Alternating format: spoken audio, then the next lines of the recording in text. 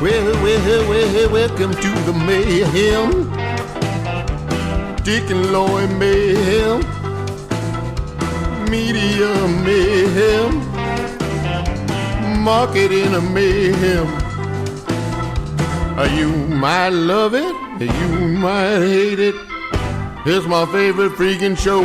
Hey, welcome. It's Dick and Loy, and we're back again. Hi, Loy. Hey, Dick. How you doing, buddy? You know, I'm doing good. Looking forward to this show, man. We got a good one up here today. Give us a little tease about our guest. Well, we've got a very special guest. It's Barry Grissom. A lot of people might know that name. He is a former U.S. attorney from this area, a U.S. attorney from 2010 to 2016, and he's got some big, surprising career developments since then. All right, look forward to it. A lot of things we're going to learn. Hang on, let me get this. Hello? Hey, Dick. Buzz Martini. Oh, our sales guy. Where are you? Yeah, look, champ, I can hardly hear you. I'm on an airplane. Oh. Coming back from the big podcast convention. Oh, yeah.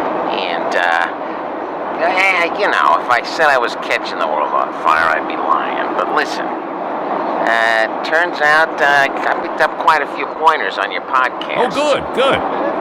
Yeah, turns out, number one, your name, apparently, it sucks. What?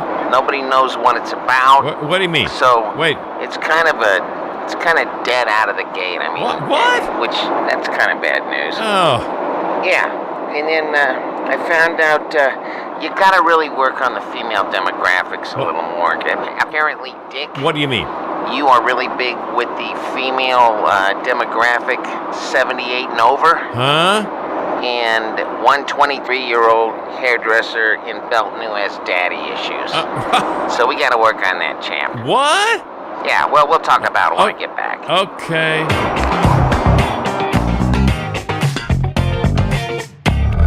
All right, Dick, so here we are at the Diebel Cigar Lounge, and we have a guest with a great story, a really good guy from right here in our neck of the woods. His name is Barry Grissom, and if that sounds familiar, that's because Barry was recently the U.S. Attorney for the District of Kansas, and he went on to private law practice, and his next move is one that I don't think anybody saw coming. Really? Well, I was surprised when I heard it. Hello, Barry. Good morning. Glad to have you here. Thanks for taking time out of that busy world you've created for yourself. Yes, that busy world. No, this is great. Good to be here with you guys. Well, Barry, before we spill the beans on what's going on in your world, you know, it's fascinating because we don't often talk. In fact, I usually avoid U.S. attorneys as much as possible. I've been in their company a few times, but this is, you know, when I'm hanging out with you, that's the only time that it's actually a good thing. But tell me, how does that happen to somebody, Barry? I mean, you're a local guy, right? Right. It's kind of getting hit by lightning. It's a very rare occurrence. But no, I was really lucky. A longtime friend of mine, Congressman Dennis Moore, great guy. Most of us remember from when Dennis was in Congress. I was involved very early on in some of the fundraising aspects of then Senator Obama's campaign. Mm-hmm. And when he won, Dennis reached out to me and asked me if I might have any interest in being the United States Attorney, something I never in a million jillion years thought was even remotely possible. That was something somebody else did. Sure. It was an incredible experience. I got to 6 years as a U.S. Attorney. I left in 2016, started in 2010. Worked with some amazing people at the Department of Justice. I was able to kind of look behind the curtain and see how sausage is sometimes made and, policies put together. So no, it was a fascinating experience. I highly recommend it for any lawyer. It's, I think, probably the best job any lawyer can have, quite frankly. Well, I can right now, there are a bunch of lawyers out there making a note to self. Yes, note to Become one of the 93 U.S. Well, what are some of those stories from your time doing that? Was there any mayhem involved in the whole thing? Well, I don't know if mayhem's the right word. Yeah. And there weren't a lot of yucks. I mean, we didn't sit around and laugh a lot. Yeah. You did some pretty important stuff. One of the things that when I went around the state and spoke to people, because I thought during my time I wanted to put a face on the federal government. Sure. Yeah. It wasn't a threatening face, that we actually did good stuff. So when you go out and you would talk to a group of people, and often they would start with their arms folded across their chest.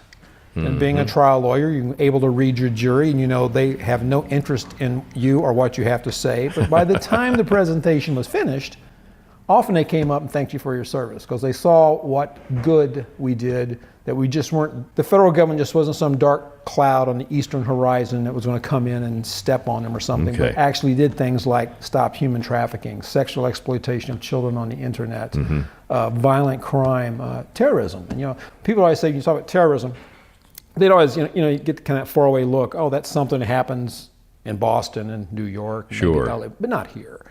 And then you have to remind people that the very first attempt at taking down the World Trade Center in 1993, when a young man drove a Ryder truck into the basement and set off, forgot how many hundreds of pounds of dynamite, and literally almost imploded the building.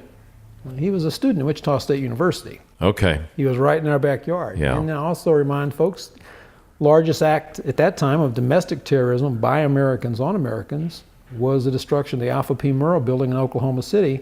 And all of that formulated in Junction City, Kansas, Harrington, Kansas. It was right here under our nose, and we didn't know anything about it. So terrorism was kind of our number one priority. Making sure keep people safe. Yeah. Well, without giving away any state secrets, what other sort of terrorism facts and figures might be of interest to people in this Midwestern area where we are? You know, we just... I mean, there were sleeper cells here. Oh, I still say we. I'm no longer part of the office, but the office just convicted 3 men in southwest Kansas who were going to target a bunch of Somalis, some Muslim Americans. When I was U.S. Attorney, and I can tell you the date that it went down because it was my anniversary, and my wife couldn't understand why I was leaving. And I said, it'll be in the papers tomorrow. Okay, wow. My excuse will be in the paper tomorrow.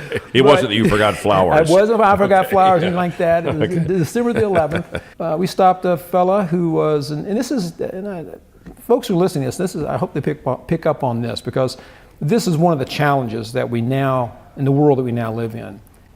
Here's a guy, he was a 55-year-old gentleman, employed, was an avionics technician in Wichita, married, had a family, no criminal record, and he went in his basement and he became self-radicalized by watching YouTube videos. Oh, wow. And he decided that his act of jihad was he was going to drive a truckload of explosives into Wichita Mid-Continent Airport during a busy pre-Christmas season, and his goal was to kill or maim 500. And TSA and some other folks told us really his estimate was way low. It probably been about 1,500. But we were able to stop him before he did that. Wow. We were able to stop another, American-born kid, went to Topeka High, again, on the internet, becomes radicalized and wants to go on to Fort Riley and kill as many American soldiers as he can before he goes off and is killed himself and has the virgins that he's supposed to have. What he didn't realize, I don't think a lot of people realize, is those virgins might be nuns. Yes. With rulers. Yes. For the rest of eternity. So, The first part of my life started that way. That was rough. I was scared straight. That's right. Wow. So many things go on that you guys handle that we really never knew that much about. Yeah, it is. It's. I mean, even being the U.S. Attorney, some people go, "Oh, so you're the Attorney General?" No, I'm the United States. Well, they just don't understand what that is. Basically, what you are the top law enforcement officer of the district. That's correct. And in this case, it happens to be Kansas. Yes, and basically in those when we would file something in court, United States of America versus Joe Smith or whatever, Dick Wilson. Yeah, they're close. That was our client, the United States of America. We represent them in all criminal proceedings and in all civil proceedings. If you sue the government, if you appeal your Social Security claim, well, someone in the U.S. Attorney's Office is representing the interests of that federal agency. So it does a lot. It does a lot of stuff. But And you're the media liaison in most cases too, right? Because yes, you're face of the department. Yeah, you're out there. As I said, that's one of the things that we attempted to do, and I think we did a pretty good job, is to get out and kind of put a face on what we were doing. I think in my little GOV, I did 65 or 70,000 miles in state. Oh wow! Because, matter of fact, when I had my last interview with then Attorney General Holder, he said, well, if the confirmation comes down, what's the first thing you're going to do? And I said, I'm going to go to Dodge City. And he looked at me and said, you mean like Marshall Dillon, Miss Kitty, Dodge City? And I said, yes, sir. Because that's what all those guys think. It is. We're flyover America. I mean, they just know us by the 50s and 60s sitcoms, TV and shows, cowboy yes. shows. But no, I thought, 2/3 of our population lived in the eastern 1/3 of our state, but that didn't mean the folks who are out in far western Kansas shouldn't get the same attention that folks got in eastern Kansas. So we made a real effort to reach out to law enforcement, and I think it worked out real well for the most part. Who was your counterpart in Missouri? Oh, well, Beth Phillips started. Matter of fact, I saw her name in the paper this morning. She's a federal judge now. And of course, in Missouri, you had two. You have the Eastern District and Western District, two federal districts. So you have two U.S. attorneys. Okay. Most states like Kansas, the Dakotas, Nebraska, Colorado, Utah, Wyoming, Montana, we just had a single district. California, you have 4. Florida, you have 3. So it just depends on. And Oklahoma, for some bizarre reason, has 3. I'm absolutely confident that there's a great political story behind how they got 3. Since they had about the same population base that we have in Kansas. Yeah, that one's hard to figure out. Has something to do with oil. Probably so. Yes, yeah. Oil and power. Wow. Oil and power. You've been in as an attorney before you got into this role in 2010. Were you doing trial work? So, I mean, you're used to thinking on your feet, and you're obviously articulate and a very handsome man, Dick. Wouldn't you say? I think he's held up well. He has, yes. Uh-huh. And he has a lovely wife. You were were you even a model or something? Did you do some modeling? when I die, and let's say along the way I discover the cure for all cancer. Oh, okay. It's going to say on my stone. They're still going to say you were a model. And he was a model. Yes. No. Okay. I did that to put myself through my last 2 years of law school. And, okay. Well, it's nothing to be ashamed of. What kind of clients might we look up and see you on from the past? Well, we probably any Macy's ad, any Sunday Macy's ad. Okay. In the Kansas City Star. All right. Or the Jones store. Gotcha. Here locally, but not. Okay. They used to produce a lot of stuff here, and I really thought. I don't know what was in the back of my mind. I guess once you're a male model, it's just it's indelibly etched in everybody's mind. I want to be like Barry. I did draw the line. I was asked several times that, we're going to do like an underwear thing. I said, no, I'm not going to do it. You didn't want to be the guy on 602? Well, I thought because I knew, obviously, I wanted to practice law and trial work is what I enjoyed.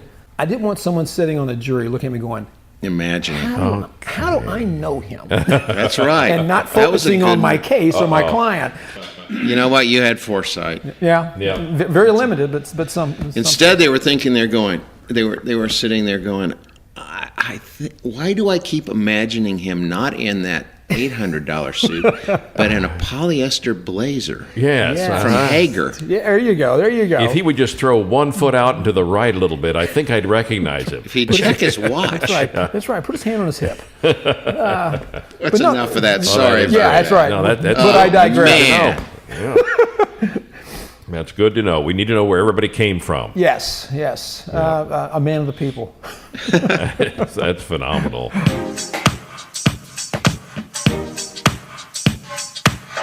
Hey, Dick, let's go down and get a drink. Let's go down to the lounge. Hey, I'm ready, man. Let's go. I wonder who's performing down here today. Hey, look who's here.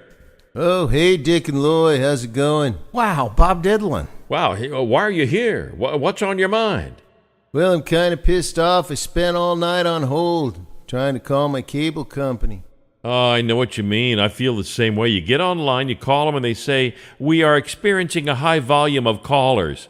Yeah, it drives me crazy, man. Hey, Dick, make yourself useful, dude. Here's a tambourine. Thanks. Loy, here. Yeah? Well, just stay there. All right, guys, hit it.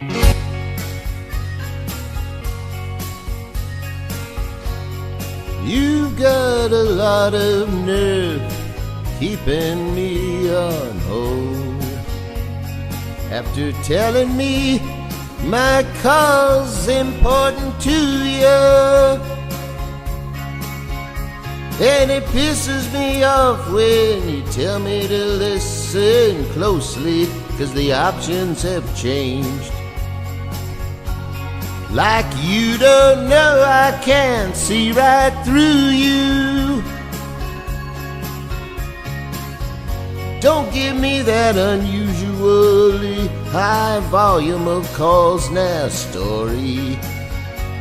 I know it's bullshit, and I'm sending you a warning. I'll get on the social media and throw a fit, and then you'll be sorry. Who the hell else is calling you at 3 in the morning? You think that I don't know you're just trying to save a buck, not paying someone to talk to me, talking to the handy in Pakistan like some helpless cuck, while your hold music from hell plays so cruelly. I wish that for just one time you could sit here at my phone. Just for that one moment, this could befall you. Yes, I wish that for just one time you could sit here on my phone. You'd know what a drag it is to call you. Your call is important to us. We are experiencing heavy call volume, which may result in a delay.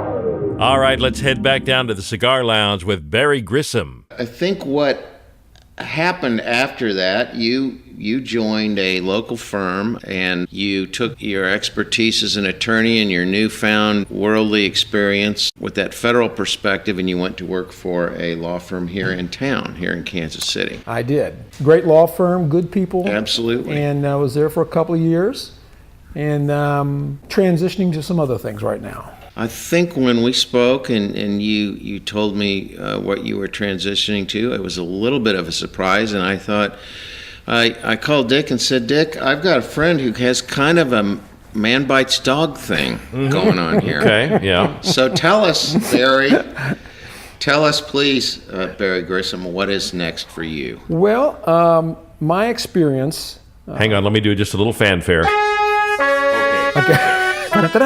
Okay, go ahead. Yeah, my experience as a United States attorney and in interpreting and enforcing the laws of our country, you get to see the application of the law from, I think, a unique perspective. Mm-hmm. You sometimes you see things that you think are maybe not fair or just, but it is the law, and you swore to uphold the law and to interpret the law and to enforce the law. Certain drug laws in our country, I think, are amoral. I think the havoc, the destruction that it brings on communities, families, weighed against the punitive effect that they're supposed to benefit society would have, it just isn't there. And in particular, laws that surround cannabis or marijuana. One of the things that, and I'll say we attempted to do, we being Attorney General Holder's Justice Department, is we try to emphasize the word justice. Mm-hmm. And so I always like to tell people it was the only department in government that's named after a virtue, justice. And we try to do things that they refer to as smart on crime, as opposed to just kind of throwing out the big net and getting a 30-person conspiracy where everybody has to do a 10-year minimum, no matter whether you're the big fish or the little fish. We tried to be more fact-oriented as to what is the more appropriate charge as opposed to something that we can pigeonhole folks in. And one of those is, like I said, it was in the area of drug enforcement. Taxpayers taxpayers' money is wasted in some of the enforcement surrounding certain drugs, particularly marijuana or cannabis. The amount of money that we spend on investigation, interdiction, arrest, prosecution, and incarceration as it relates to issues related to marijuana, it's a waste of taxpayers' money. So I thought... Staggering. Oh, it is. And that's one of the things I came to find out about being the U.S. attorney was that, like most red-blooded Americans, I believe that, when you're in the federal government, if you need more money, you just got it. Just go down to Fort Knox, back the truck up, get some more gold, and do whatever you need to do. Well, it doesn't work that way. The taxpayers of the country, through Congress, gave me about $8.5 million per year. And I had to make decisions about what were going to be my priorities as far as using that money. Running 3 offices, approximately 50 lawyers, 56 support staff. You have to make decisions. Where am I going to put, my troops? And because you don't get any more. Once it's gone, it's it. So it's most folks don't realize that. I mean, so for me, marijuana enforcement in the latter part of my tenure was not real important. And I came to be there not only just by sheer observation. I had I think a somewhat unique experience. I had friends of mine in Northern California in a conspiracy charge in my office that I didn't realize that. And once I did realize that, I had to recuse myself and I wasn't involved in the case. Wow. And it's really difficult when you walk by the courtroom and you look and you see somebody who you know is a really good guy, a really good gal, just as they're in their universe in Northern California, they're just farmers. Yeah. Sure. But now they're drugged into a conspiracy where they're looking at doing a 10-year minimum. They're looking at a multi-million-dollar levy being levied against them, judgment. That started to shape my focus. So I thought, when I leave the Justice Department, what little gravitas I might have as a former United States attorney, how can I use that in a criminal justice reform efforts? Whether it's talking about sentencing reform, bail reform, or reform in regards to doing away with cannabis prohibition. Because as most of your folks who are listening probably know, under the federal drug laws, a Schedule I drug, which is where cannabis is right next to heroin. Right. That's insane. The two are not equivalent. They are, without going into all the history of it, it's really fascinating why they are there together. And it really had is something to do with immigration and vilifying Mexicans. It had a lot to do with Richard Nixon in 1970.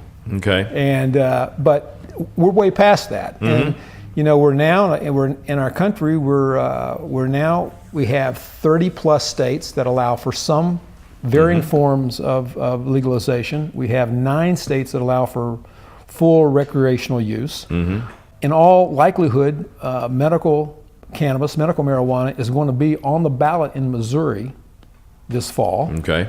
There's legislation pending in the United States Senate that basically says to states, this is going to be your call. We're going to get out of it. The president just said before he went to Canada that if that legislation were to arrive at his desk, he would sign it.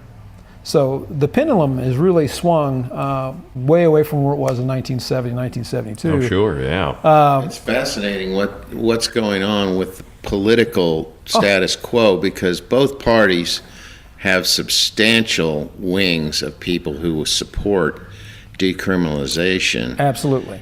For different reasons, but really it all comes down to this kind of get off my back thing that's going on, and people realizing, like you said, the cost associated with this stuff, and the fact that you have to, at some point, establish priorities. Well, there's different reference points to come to this issue. One, I'm very pro law enforcement. I think the police, who do a great job of keeping us safe in our homes and in our communities, they need to have all the resources at their disposal that they can possibly have to keep us safe. Spending resources on some kid who has 2 pounds of marijuana from Fort Collins who's driving to St. Louis, Missouri, and we spend time and effort stopping him on I-70 and arresting him and going through that whole process, that is a waste of law enforcement resources. Absolutely. Another way to look at it is, Loy, is just, you said it, it's if I'm not harming anyone and I'm in my home and I'm being a responsible adult, why should I run the risk of losing my liberty by being arrested or losing my property by having my property seized? That just doesn't make any sense. And I think it's not a red state, blue state thing. I think most people want government not to intrude in their lives. And as I said, it's not a red state, blue state. I mean, you look in the last election, Mrs. Clinton got trounced in North Dakota, medical marijuana passed. She lost in Arkansas, medical marijuana passed. She lost in Florida, medical marijuana passed. So it's not tied to any political group per se. I think it's, quite frankly, I think it's a very American notion. Yeah. A very American notion. Stay out of my life if I'm not harming anybody. And one of the things that was done during the time that I was with the Department of Justice is Jim Cole, who was the Deputy Attorney General of the United States, he signed off on what's called the Cole Memo. And the Cole Memo basically says to states and a bunch of U.S. attorneys, we worked on this because the U.S. attorney, a good buddy of mine, John Walsh in Colorado, John could see this coming down the pike. They were going to have a referenda and it was going to pass. So then the issue becomes, okay, the states pass this, the federal government prohibits it. So are we as the federal government going to go in under what's known as preemption and say to the states, you can't do that. That's something the populace of that state wants. And so we decided, or I should say a number of us decided, and Jim put it into the Cole Memo, which basically stands for the proposition of if you are a state and you have a regulatory scheme in place, you don't sell it to minors, you don't have folks who are convicted felons involved in, pretty much like how they regulate alcohol. Right. If you had that scheme in place, the federal government would not step in. And Colorado is a perfect example of what I think is a great success story. Colorado, according to their Department of Revenue, in 2017, there was $1.5 billion of cannabis sales in the state of Colorado. As a former prosecutor, that tells me $1.5 billion did not go to bad guys. It did not go to criminals. Instead, it went to entrepreneurs who created 20,000 new full-time jobs that paid a living wage and generated just a hair under $250 million of tax revenue for Colorado. That is a win-win-win situation. And I think if nobody had done it and we're having this conversation, there'd be a lot of unknowns. There aren't any unknowns now. We see states like Colorado. We see for recreational use states, we see the successes they've had. They've had some growing pains, but compared to continuing to enforce the law and incarcerating people and taking people's property away, it just doesn't make any sense anymore. Oh, yeah. Hold on a minute. Let me get this. Hello? Dick, it's Tony LaBruzzo, second base coach for the Kansas City Royals. Yeah, Tony, we're right in the middle of an interview with Barry Grissom. Oh, I'm so sorry about the team this year. Dick, yeah, we're struggling, We're trying to get some in the W column, and it ain't going so good, So, trying to figure out how do we get people out here. Attendance is down, so... What's the plan? We were thinking about having you and Loy help us out. Oh, okay. And what can we do? Yeah, we were going to have a bobblehead night with you two guys. Oh, okay. Our head's on a bobble. Yeah, what kind of... not the usual thing where we have a bunch of expensive statues made. We were just going to get you two idiots to stand out in front and let everybody kind of knock you around. Right. I think I'll be busy that night. I'll see if Loy's available. That'll be great. One's better than nothing.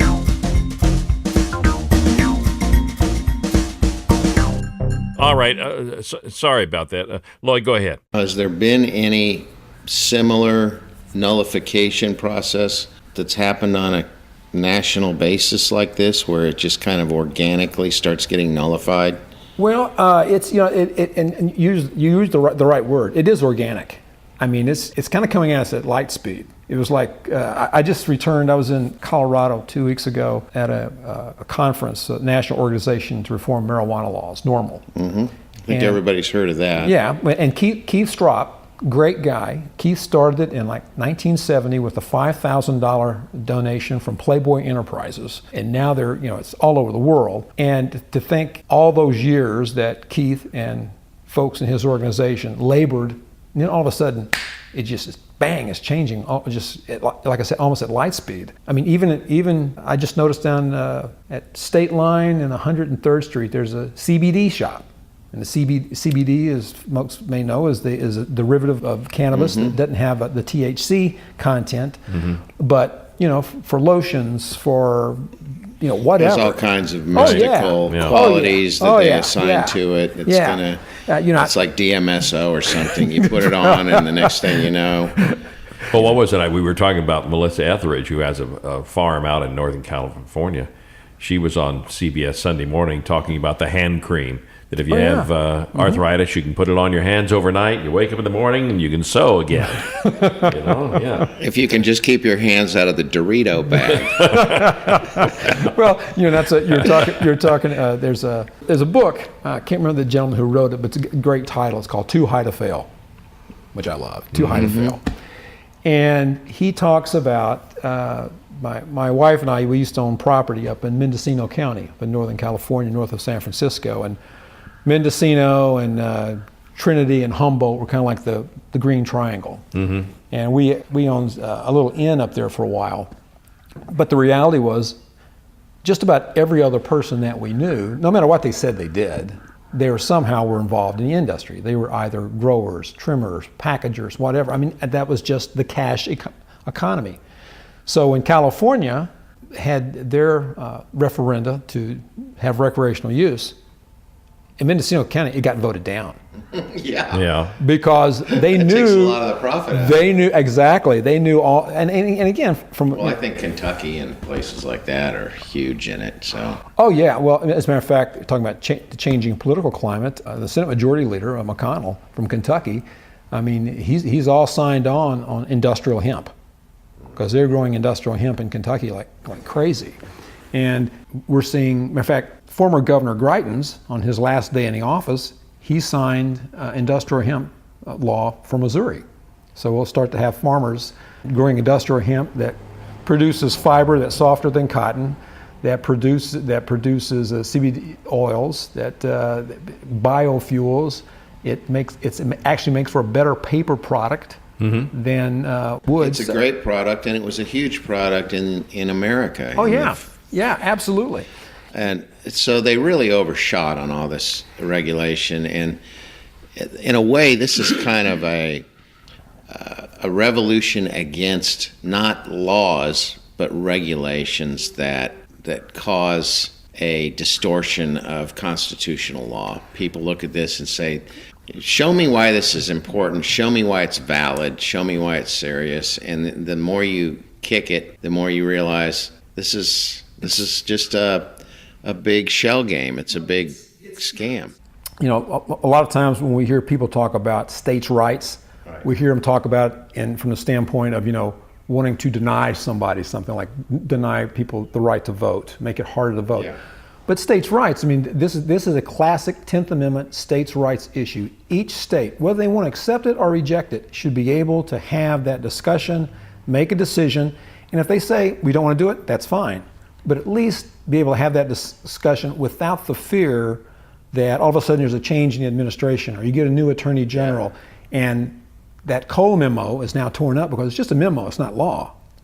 And all of a sudden the federal government steps back into the business of, regulating cannabis. Well, I don't imagine states' rights was a really big priority of the administration when you were working there in general terms, was it?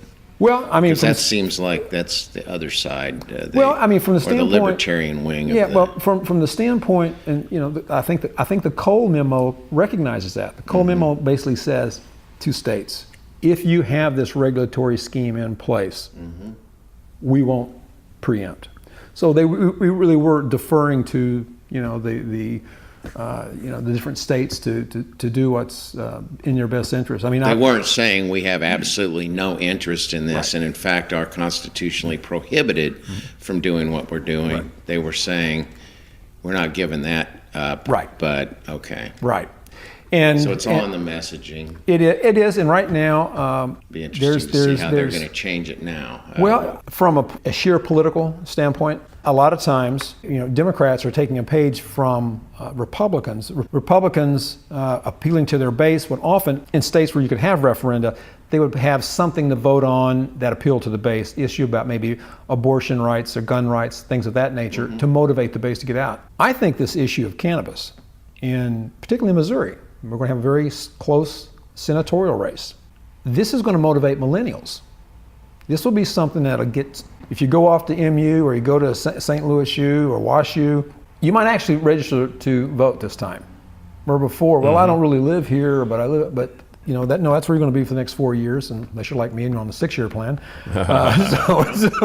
So I think it's going to be something that motivates millennials because, kind of a fun fact, in 2014, of all the millennials registered to vote in Kansas, 16% voted. If 30% of the millennials had voted, and they pretty much down the line vote Democratic, Democrats would win every race in Kansas. I mean, that shows you the impact of just motivating that slice of the electorate. And I think cannabis is something that will motivate them. I mean, well, there's also the libertarian wing of Right. the Republican Party, which is coming into preeminence with, I think the Trump voter is more inclined to be that way than the Sessions voter. right. And there's been a chasm there that's been really interesting to watch. Because Sessions is saying, I'm a law and order guy, and this is the law that's on the books. So we're coming at it. Oh yeah, And Trump's like, not really. there was a lot of folks in the business side of the cannabis world. They were really very leery of when Sessions became the Attorney General because just for the reasons you just said. But then what he did is he basically deferred to each U.S. attorney as to how they want to enforce it in their particular districts, which is even more chaotic. So right away, the U.S. attorney for Colorado basically said, we're fine. We're not going to change anything. Everything's working out here. And that's pretty much been, across the board. He did bring definition to it, and that, so maybe what he was doing wasn't what it appeared on the surface. Oh yeah, I mean, and as I said, there's Cory Booker has got some legislation pending in the Senate. Elizabeth Warren has some legislation pending in the Senate. There's some stuff pending in the House. 4 years ago, they established at the House of Representatives in Congress the Cannabis Caucus. And it was 4 guys. There are 120 members now. Wow. And on both sides of the aisle. So this is something that I think candidates running state races, federal races, and here in the next few months, I think people will be asking them, if they haven't been asked already, where do you stand on this? This is going to be an issue that people look to. Oh, yeah. Where do you stand on this? And if your position is the position of, say, Jeff Sessions, I think you're going to lose, no matter what your political affiliation. I mean, for the reason you just mentioned earlier, Loy, I think its time is now. And I think you're pushing back against the tide if you think that you're going to stand up and say, we're going to go back to the old, lock them up, zero tolerance, throw away the keys stuff. So you're kind of at this point putting yourself out there as a spokesman, and because of the innate attention of this is a U.S. attorney who is presenting this point of view that's not exactly conventional or expected, you're going to get people's attention, and so you're going to kind of articulate this case for, are you working directly with these organizations like NORML or? I've been asked to speak by different organizations, and I've accepted those invitations. I'm actually going to be going in conjunction with NORML, another colleague of mine who is a U.S. attorney in South Carolina, who he just got industrial hemp through the South Carolina legislature, and they're working on medical cannabis down there right now.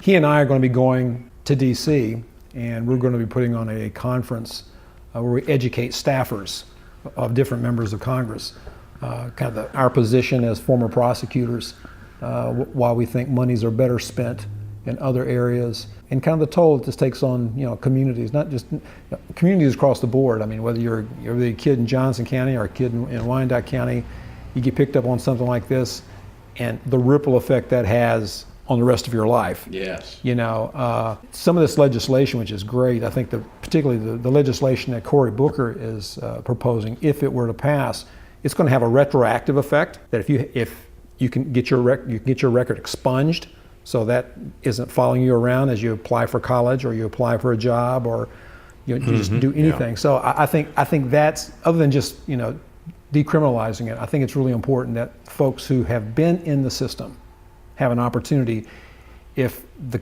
crime that they are charged with wasn't one that originated out of violence, but it was strictly possession, you know, selling small amounts, they should be able to go back and expunge and clean up their records and move on with their lives. Where do you think we are in the timeline with Missouri and Kansas? Which one will become Colorado first, do you think? Well, I think, the polling I've seen in Missouri, New Approach Missouri is one of the groups that, and I've worked with them, that's getting the signatures. I think they needed like 200 some, and they turned in 300,000 signatures to the Secretary of State. And they're going through all that stuff now. It's polling in the upper 60s. So it's going to pass in Missouri. So Missouri is going to beat Kansas. You know, friends of mine in Kansas, when I talk to them about this, they say, oh, this will never pass in Kansas. And as we were talking about before we went on the air, how fast time goes by, I remember a time when we didn't have liquor by the drink in Kansas. That's true. We had Folks liquor. in Kansas never have any idea Didn't they have to put politically pass in Kansas. Didn't they even have to put the liquor away on the planes as they flew over or something like that? Vern Vern Miller Miller. up there and get you. Send up the Kansas Air Force to bring you down. But and also remember, you said we'll never have gambling in Kansas. Yeah. It's the old adage, follow the money. What I think is going to happen is it's Colorado, as we said, it's recreational. It's going to pass in Missouri. Nebraska has a bicameral legislature every 2 years. It's on their agenda. In Oklahoma, later this, I think the week of the 21st, a couple of weeks, it's going to be on a referendum, special election in Oklahoma. So Kansas will wind up literally being landlocked.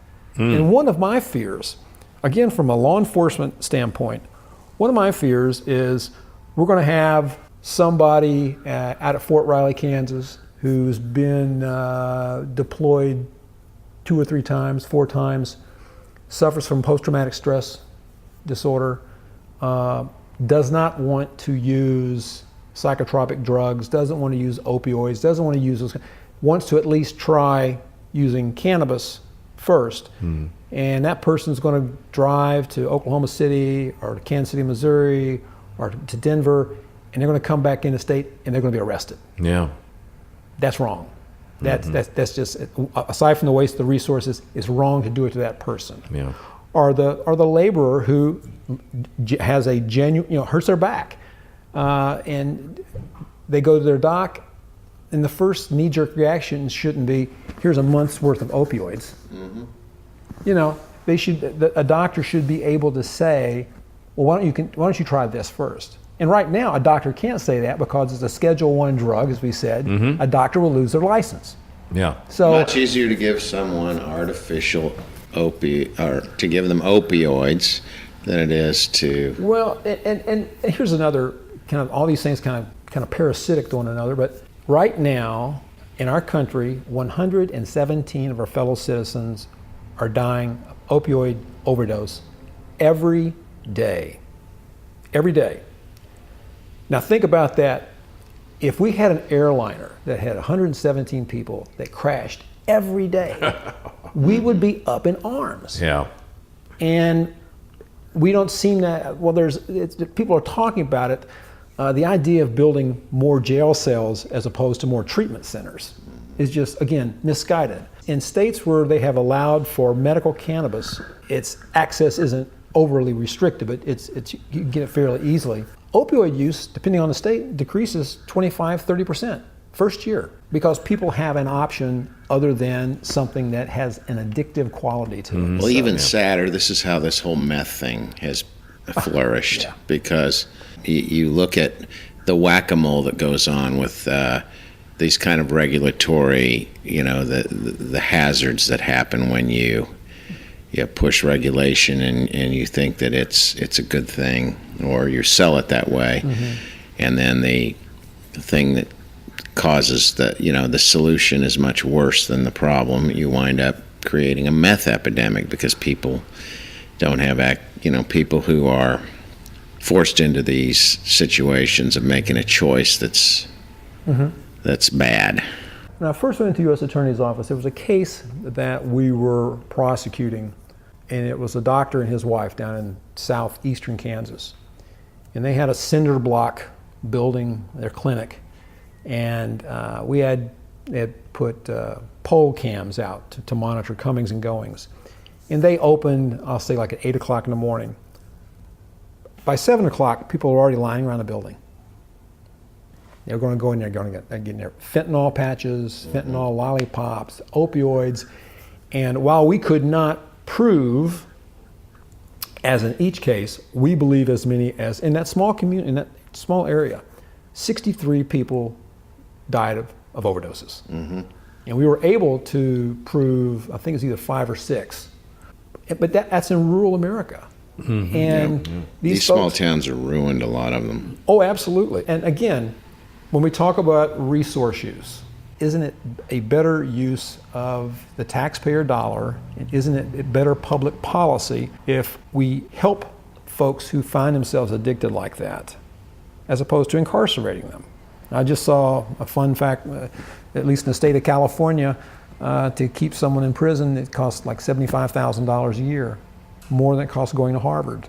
Well, another part of this that isn't necessarily a good reflection on the way laws and regulations have changed, but the deinstitutionalization that occurred back in the early 70s that made it harder to have another institution besides a prison take care of people who are really sick. As I tell people, the largest mental health facility in Kansas is the Sedgwick County Jail.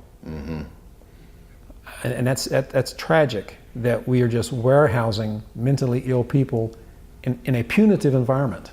So I think we've got to go back and look at that. I think so. I absolutely. Because that was a little bit misguided. Yeah, I mean, I think there's we got to a point. The pendulum's always swinging, and we got to a point where a lot of these mental health facilities, in effect, were very jail-like. Yeah. And I think there was an overreaction to that. But we just not as cruel as the sidewalk. That's right. In most cases. Yeah, I mean it's you cannot. We can't just warehouse these folks, because at some point they leave the warehouse and they come back into our communities, and they pick up a gun, or they do something crazy, or they assault someone, or they harm themselves in front of other people.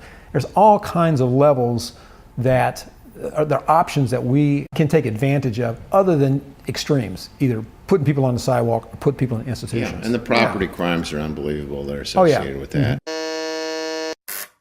I'm Mr. Wilson. It's Jimmy in the mailroom.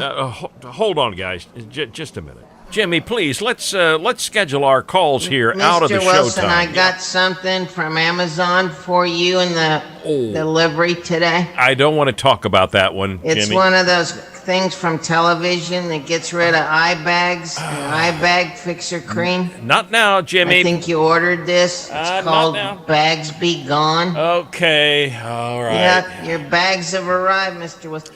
You know, Mr. Wilson, I don't think they know you, though. Why? Dave's not What? Your bags are so big they can't fit in an overhead compartment. All right, that's enough, Jimmy. That's Bringing enough. it up. That- Exceeding the limit with the bags.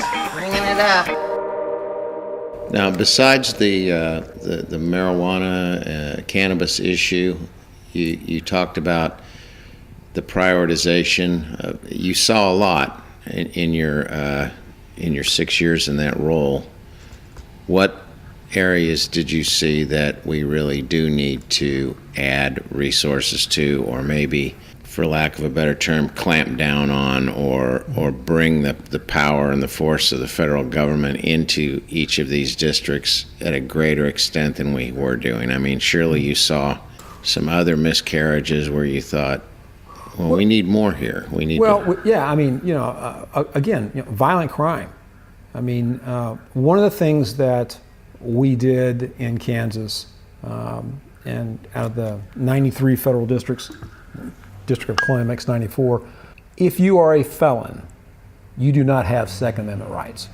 In Kansas, the state law is such that depending on your history, you might get presumptive probation. More often than not, someone who's a felon who now has a weapon in their possession is somebody who's out to do bad deeds, So what we did is we reached out to sheriffs and chiefs of police in Western Kansas. You're in a county and there's 5,000 people, and you can go to the chief or you can go to the sheriff and say, "Who are the bad guys?" And they'll tell you. They know. Well, it's the Jones brothers.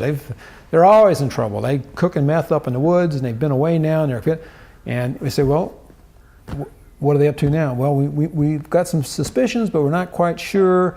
And I say, well, if you happen to pull them over, and they've got a Glock or an AK-47 assault rifle, call us. Under federal law, we can impose a larger penalty. So we could go into those small communities and we could excise like cancer. We could cut out those bad apples in those communities, and it has a huge impact. We were out in Western Kansas. We were out in Dodge, and there was a group of a large gang, the Norteños, the Northerners. Interestingly enough, a product of the California penal system. They were second and third generation Americans who understood that they could prey upon undocumented workers who worked in the meat packing plants and the feedlots and such, because those folks would not go to the police. It just got out of control, where we finally had a fellow who was murdered, and we started looking into it, and we went in under the racketeering laws, under RICO, and we took out 22 really very bad, very dangerous, very violent members of this gang. Well, when you take out 22 of the toughest fellas out there, and you're in a community of 30 or 35,000, that would be the same as if you take 400 off the street in Kansas City, Missouri, or Kansas City, Kansas. So it had a huge and an immediate impact, and a lot of those folks had very long felony histories, and so we could use possession of weapons as a mechanism to excise them from the community. But well, again, there was that fodder for them, was people where the laws were not properly enforced. You had illegal immigration. Those people were living in a gray zone. They became vulnerable to these criminals. So another whack-a-mole going on there. Exactly. It was very gratifying, and I have nothing but great things to say about the amazing people I worked with in the District of Kansas. It was very gratifying to go back out to Dodge like 3 months after this happened, and was talking to this detective. She worked the case with us, and she said, Mr. Grissom, since the indictment, we hadn't had any drive-by shootings. Wow. Before that, we were averaging a couple a month. So, it's real tactile. You could see, that your efforts were providing some real positives for folks. So that was not just another file on your desk, but something really helping that community. So, take a lot of pride in that. Yeah. Made a lot of progress, I'm sure, and had a great adventure, I would say. That's the right word. It was an adventure. That was an adventure. I was Local boy makes good. There we go. I was really fortunate that Attorney General Holder asked me to be on. It's called the Attorney General's Advisory Committee, and he chooses 14 U.S. attorneys out of the 93 to serve on this. So every 3 weeks you were in D.C. working on policy, working with the Attorney General, working with the Deputy Attorney General. I can't even, beyond my wildest dream, I ever thought I'd be, sitting at the table, dealing and talking with those folks. But it wasn't a real adventure. Great experience. I'll bet so. And aren't you with the former attorneys? Is that a group also? Yes. Talk about a weird acronym. Is that a golfing group or what is it? NAFUSA. That sounds like something from the Marx Brothers, right? NAFUSA. I've got a bad case of NAFUSA. The National Association of Former United States Attorneys. There you go. And it's a great group. We are we're nonpartisan. So we have U.S. attorneys from every administration. I think we still have somebody from the Johnson administration. Wow. So So I think we're up to about 70 of the Obama folks who have joined, and we get together once a year and chat and have fun. But no, really interesting group of folks. Yeah, I mean, it's Just get around, play golf or cornhole or what? You go in, you get your continuing legal education out of the way. We'll have people come in and do presentations, and usually we were in. We were in D.C. just recently. Anytime there's a change of administration, we always go back to D.C. South Carolina, beautiful South Carolina, and I'm on a board for that as well. And we had a meeting down in Florida, which is a lot of fun. We'll see if you can bring them here. I mean, all we ever get here is the religious conventions. It'd be good to have some people that I miss the old FFA days. Remember, you see all the guys down. You guys have jackets? We don't have jackets, but that's a great idea. We can do blue coats. I will design you some jackets. some old man jackets, I guess. Probably like 98% men. Double-breasted jean jackets. Yes, there you go. Are there women in the group? Oh yeah. The more recent, we were laughing. A couple of us from the Obama administration had a picture of Attorney General Sessions up in his conference room, which was Robert Kennedy's old office, which is kind of cool. You look and go, are there any women in the picture? This looks like Rush Week. I mean, Okay, well, who was the first female member of your group? Do you know? Oh, first female member. Wow. I don't. But it would probably have to be some. I'm going to say it was. Because before you start making fun of Sessions, we got to find out if that first one was from the Reagan administration. Could have been. Yeah, could have been. Ronnie probably has some really able folks working for him. But it was really it was a little interesting though, and we're sitting around and just a bunch of guys, and they're all white guys. Well, that'll change, you know that. But the one of the things that's been, it's part of the game. I mean, you know it's going to change, but it was a little disheartening, when we had a change in administration and when Mr. Sessions came in. I mean, his approach to law enforcement is kind of rooted in his experience when he was a U.S. attorney back in the 90s. Maybe even late 80s, I guess. But this kind of lock them up, throw away the key. Let's build Move on. Let's build a bunch of private prisons and. Well, I think things are changing. If you see him grow sideburns or something, you'll know. You'll know. Those hip kids. Yeah, that's right.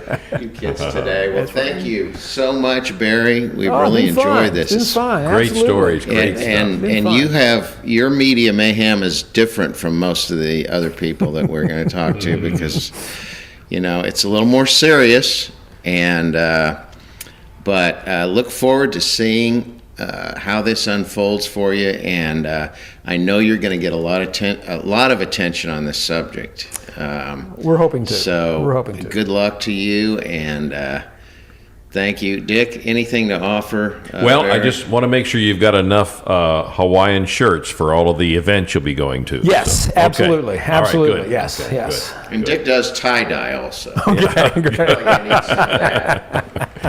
Really. Get those little suits of yours. There you go. Thank you, Barry. Thank you, guys. All right, Barry Grissom, thanks so much for being with us, and good luck on your future endeavors. Yeah. Dick, Yes, sir. man, we got a cool show. We got a guy coming in from Hollywood to be with us right here in this chair. Woo! International film and television star, Peabody Award winner, Nick Searcy. He's got some stories. Now that's going to be fun. Yeah. And if that's not enough, we got a guest host. Yeah. We've got the great Art Still, Former chief. who is a really fun character, and we're going to have a blast. Sounds good. And we're also going to talk to my buddy Kendall Culbertson, Outlaw Cigars. He's got a lot of cool stuff coming up, brewery, distillery, just all kinds of good things, so don't miss it. Cool guy, yeah. Dick and Loy's Media and Marketing Mayhem. Join us next week. You might love it, you might hate it. It's my favorite freaking show.